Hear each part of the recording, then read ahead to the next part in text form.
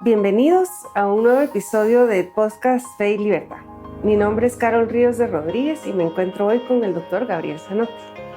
Gabriel es director académico del Instituto Acton en Argentina y autor de numerosos libros. Es profesor y licenciado en Filosofía por la Universidad del Norte Santo Tomás de Aquino y doctor en Filosofía por la Universidad Católica de Argentina. Ha profundizado en el pensamiento de Santo Tomás de Aquino y de la Escuela Austríaca de Economía. Es miembro del Consejo Editorial de la revista Fe y Libertad y del Consejo Consultivo Internacional del Instituto Fe y Libertad. Y justo antes de empezar a grabar estábamos rememorando cómo el Instituto Acton en Argentina nos inspiró a nosotros para fundar el Instituto Fe y Libertad. Mil gracias por acompañarnos, Gabriel. Y hoy vamos a hablar sobre tu libro Economía para Sacerdotes, que escribiste con Mario Szilard. Entonces, pues en el 2016 me parece que publicaron la segunda edición de Economía para Sacerdotes y como tú sabes, nosotros utilizamos este libro para conversar con religiosos y sacerdotes y realmente cualquier persona que tenga interés en la economía y también en la fe. ¿Y cuál crees tú que era el problema que buscaban resolver con el libro? ¿Cuál es la razón por la cual escribieron el libro? La razón fue intentar una vez más explicar lo básico de la economía entendida como una coordinación de conocimiento disperso a las personas que tengan fe. Lo habíamos intentado muchas veces, pero esta vez la redacción del texto buscó dirigirse directamente al sacerdote católico. Esto no es discriminatorio de otros cultos, de otras religiones, simplemente cuando lo escribimos sabíamos qué tienen en mente habitualmente los sacerdotes cuando escuchan hablar de todo esto, qué encíclicas han leído, qué preocupaciones sociales tienen. Mario y yo conocíamos ese horizonte, entonces podíamos hablar directamente y adelantarnos a los problemas que ellos pudieran tener. Entonces es un libro escrito teniendo en cuenta la mente del destinatario y por lo tanto hay problemas que habitualmente surgen en este tipo de cuestiones, problemas a los cuales nosotros nos adelantamos, como diciendo, bueno, ya sabemos que ustedes están pensando en tal cosa, quédense tranquilos que esto tiene tal y tal tipo de enfoque, ¿no? Bueno, ese fue el tema. Buenísimo. Y en la introducción ustedes ponen muy claramente que el libro no intenta como introducir al sacerdote o al administrador a la economía de la parroquia o a la administración de la parroquia. Eso lo tenemos que aclarar desde el principio, claro, no es administración de la parroquia, ¿no? Es economía como ciencia, ¿no? Sí. Y, bueno. Sí. La estructura del libro, ¿cómo decidieron estructurar? Los capítulos se siguen, a mi juicio, lógicamente, ¿no? Empiezan con el problema de la escasez y luego... Pero una vez más pensamos en qué tema primero, cuál después. Pero tal vez el estilo del libro es ir directamente a los temas centrales de la economía. División del trabajo, escasez, valor, así, directamente.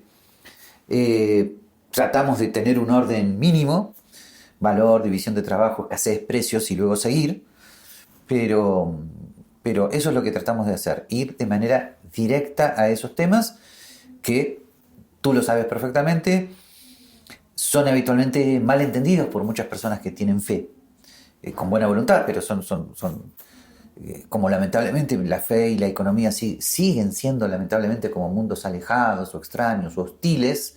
Entonces, ese es el puente que tratamos de llenar. Y me permito decirte, y creo que esto es interesante que se sepa, cuando al principio comenzamos con esto, al principio fui yo solo, diciendo, bueno, voy a escribir algunos artículos para la página del Instituto Acton explicando estas cosas, y comencé, habré hecho 4 o 5, y espero que esto no le caiga mal a nadie, pero me cansé, me agoté de explicar lo mismo de siempre. Y pasó un tiempo y entonces Y ahí hablé con Mario, le dije, Mario, mira, necesito ayuda, necesito que mira, te muestro lo que tengo hasta ahora, dale un giro a la cuestión, yo sigo. Y ahí Mario fue fundamental porque él le puso una fuerza, le cambió el estilo, le agregó temas que mi proyecto originario no tenía. Se notaba medio mi agotamiento didáctico. Pero por eso nos combinamos perfectamente. Y como herramienta, pues ahora que ya lo han usado, Sí. al igual que nosotros, tú notas que está cumpliendo su objetivo, ¿qué te gustaría haberle incluido que no tiene? O ¿cómo ha sido la reacción de los sacerdotes a quienes has abordado? La reacción habitualmente es positiva. Hay un poquito de asombro, hay algunas dudas, pero la reacción es positiva en cuanto a que ellos se sienten muy entendidos, muy comprendidos. O sea, ellos leen el texto y dicen, esta es la preocupación que yo tenía. Fíjate que nosotros tuvimos una reacción que yo no me esperaba. Los temas económicos, nos dijeron, se entienden bastante bien, pero hay muchos seminaristas actualmente que no tienen una formación tomista y que entonces la parte a veces filosófica era la que suponía un reto. Eso sí fue una sorpresa. Ahí sí yo tuve cierta ingenuidad. Yo presuponía que estaba hablando a aquel que ya tuviera una formación en filosofía cristiana y doctrina social de la Iglesia. Pero bueno, no se puede todo. De todos modos, bueno, preferimos que hubiera sido así. O sea, en otro momento escribiremos algo que se llame, permítanme la broma, no sé, doctrina social de la Iglesia para randianos. Y ahí el problema va a ser exactamente al revés. Al revés. Pero esta vez hemos preferido presuponer ese horizonte. Y bien, en eso el Instituto Acton se inscribe, igual que Fe y Libertad, en un horizonte de judeocristianismo donde presuponemos que Santo Tomás de Aquino sigue siendo el pensamiento inspirador de las relaciones entre razón y fe. Nosotros tenemos una visión positiva de las encíclicas sociales en cuanto a sus principios fundamentales, ¿no?, de ética social.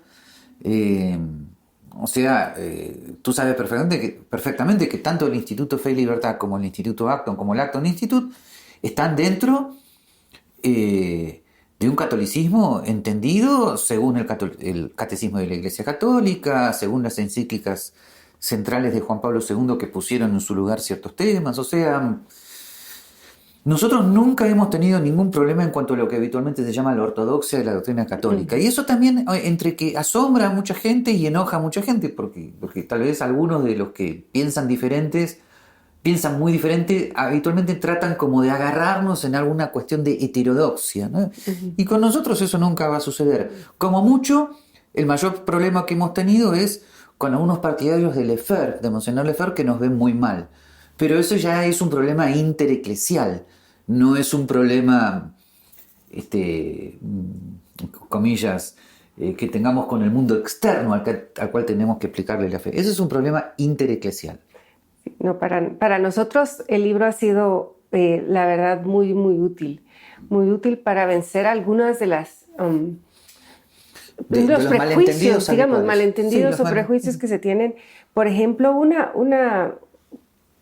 tal vez el punto más importante es que las personas cristianas piensan que no deben apegarse a la riqueza, que deben ser muy generosos, que deben ayudar al prójimo, y tienen como una relación un poco en pugna con el mundo material y los bienes materiales, y entonces eso explicar, digamos, para qué sirve el dinero, qué es la producción, qué es el mercado, es sumamente importante.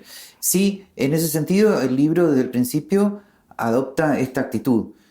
Por supuesto que hay que tener una actitud de desprendimiento espiritual, de los bienes materiales, o sea, damos por supuestas esas cosas.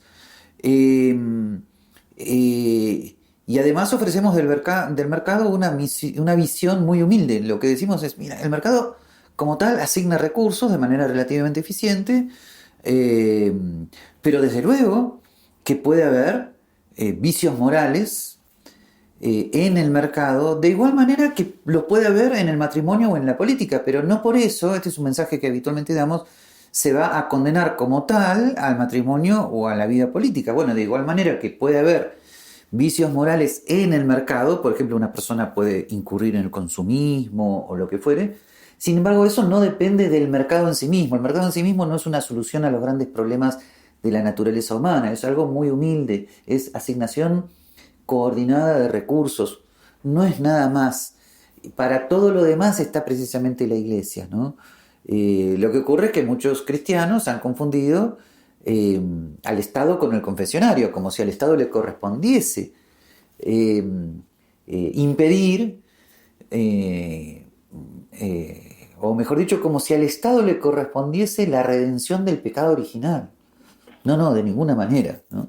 El Estado no es el confesionario. Y el mercado tampoco. Es así de simple. Muchos de los principios económicos son un poco contraintuitivos, Sí. ¿no? Sí, y no solo para los cristianos. Sí, exacto, no, en general. Sí. Entonces, ¿cómo crees tú que tu libro ayuda a la gente a vencer algunas de esas Hemos tratado de explicar barreras? Sí, hemos tratado de explicar qué es la escasez. Ahí al cristiano incluso le hemos hablado del mundo de antes y después del pecado original, la escasez de la naturaleza física ante nuestras necesidades humanas, no como algo necesariamente derivado del mal moral. Hemos tratado de explicar el tema de las consecuencias no intentadas de la acción, un punto muy importante para los creyentes que juzgan la acción según sus intenciones, pero el tema de las consecuencias no intentadas no aparecen en su horizonte. Hemos tratado de explicar esos puntos contraintuitivos y bueno, lo hemos hecho lo mejor que hemos podido. La palabra capitalismo, además, también la hemos colocado en su contexto histórico, hemos hecho todas las aclaraciones terminológicas que corresponden, tratar de explicar cuál es la relación entre precio, mercado y escasez, tratar de explicar, por ejemplo, que un aumento de precio no necesariamente se debe a una maldad que quiera aprovecharse de la necesidad ajena. Todo eso hemos tratado de explicarlo así minuciosamente. Hemos tratado de dar ejemplos que el sacerdote pueda entender. No sé si recuerdas cuando digo, bueno, supongamos que había un monasterio benedictino vendiendo dulces, ¿no? Y bueno, ¿qué pasa si aumenta exponencialmente la demanda, ¿no? ¿Qué hacen los monjes benedictinos frente a esa circunstancia? Entonces ahí hemos explicado cosas muy elementales de producción, precio, escasez, división del trabajo, con esos ejemplos de tal manera que se sientan invitados a un ambiente que ellos conocen, ¿no? El tema de la división del trabajo lo hemos explicado dando ejemplos elementales de la vida en la parroquia. Si un sacerdote tiene que preparar la homilía, no va a ser él mismo el que la tenga que luego escribir en computadora, que eso puede hacerlo un laico, y todo ese tema, todos esos temas lo hemos tratado de explicar con esos ejemplos cotidianos, ¿no? Una de las cosas que nosotros nos hemos encontrado es, por ejemplo, esta sensación de que las relaciones interpersonales son relaciones de poder y de explotación. Esa es una idea de raíz marxista, pero está bastante arraigada. Sí. Y les cuesta mucho a veces entender que hay un gana-gana en las transacciones económicas voluntarias. Sí, ahí sí, lo que hemos tenido que hacer es nuevamente distinguir entre el aprovechamiento indebido de la necesidad del prójimo y la teoría de la explotación marxista. No es lo mismo.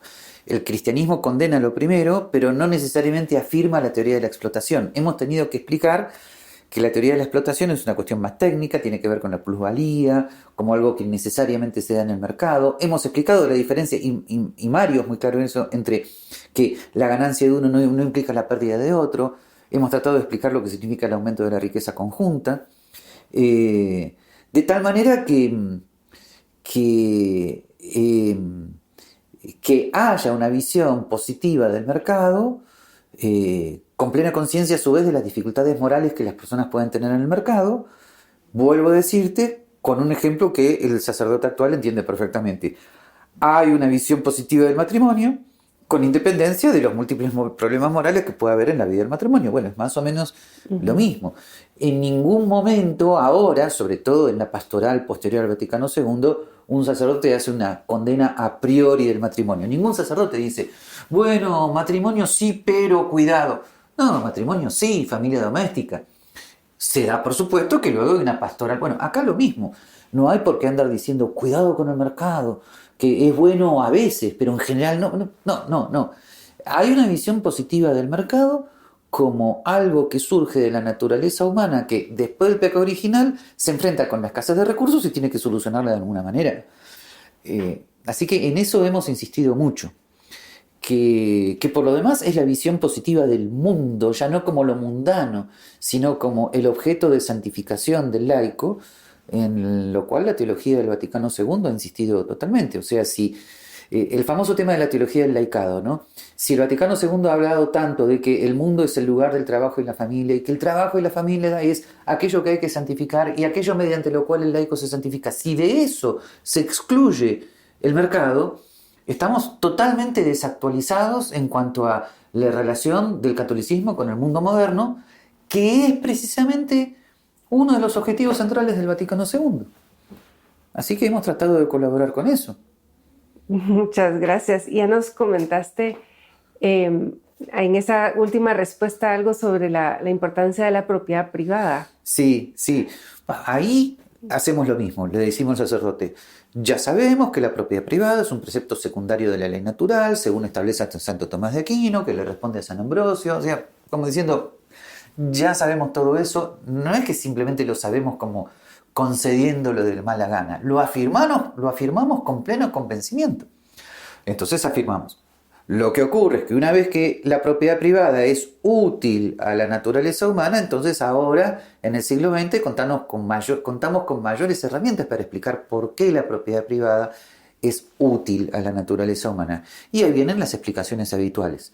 La necesidad de que haya precios libres para el cálculo económico, la función de la propiedad privada en la coordinación de conocimiento disperso, pero partimos del reconocimiento de que la propiedad privada no es un derecho absoluto, sin que eso implique ningún tipo de estatismo o intervencionismo ni nada por el estilo.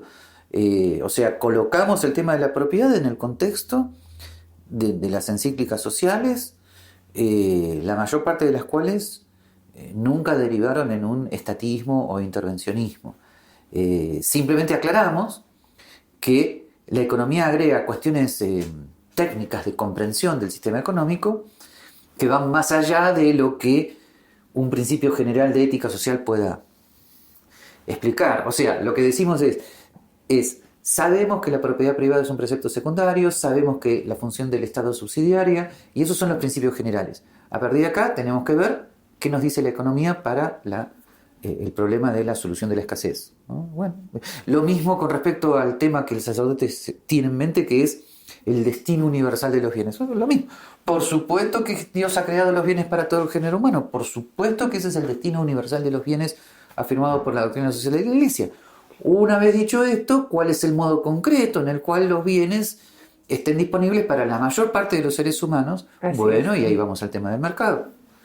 Entonces tratamos de evitar las discusiones que habitualmente tiene el liberal que no está formado en el cristianismo con el cristiano. Uh-huh. No, nosotros ese problema no lo tenemos. Te quería preguntar un poco detrás de bambalinas. Sí. ¿Cómo fue trabajar con Mario? Cuéntanos un poco anécdotas de ese trabajo juntos. Después de la primera aproximación fue muy rápido. Yo terminaba de escribir el boceto de cada capítulo, se lo mandaba, venía totalmente marianizado el texto, había cambios de estilo, agregaba temas, le agregaba las preguntas, lo ordenaba y seguíamos y trabajamos muy rápido. Bien, y así salió. Buenísimo. Así de simple, no hubo mayor inconveniente.